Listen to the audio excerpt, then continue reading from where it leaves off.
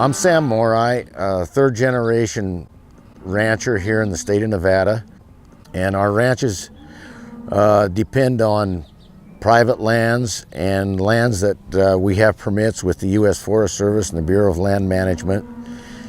And the combination of those lands in harmony with each other is what makes us a viable operation, and that is how we're able to sustain our livestock through a 12-month grazing period.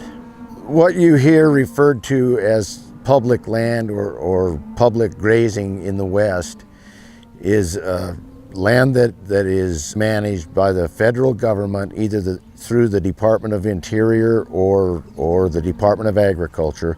The majority of the lands are in a good position right now. They're in a system that, from a business standpoint, seem to be working just fine. If there were a land transfer to the states and the states were to wind up in a position that became financially difficult for them to manage, and more income was required from industry, one thing that I think the public needs to understand and hear: the rancher is going to wind up in a position where he is not able to financially sustain his operation.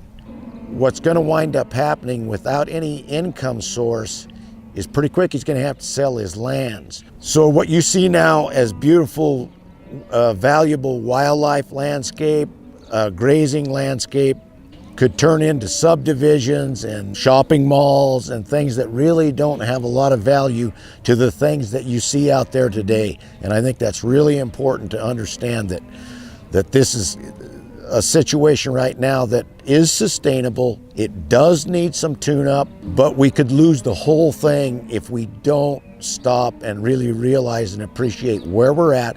Let's don't make any big moves.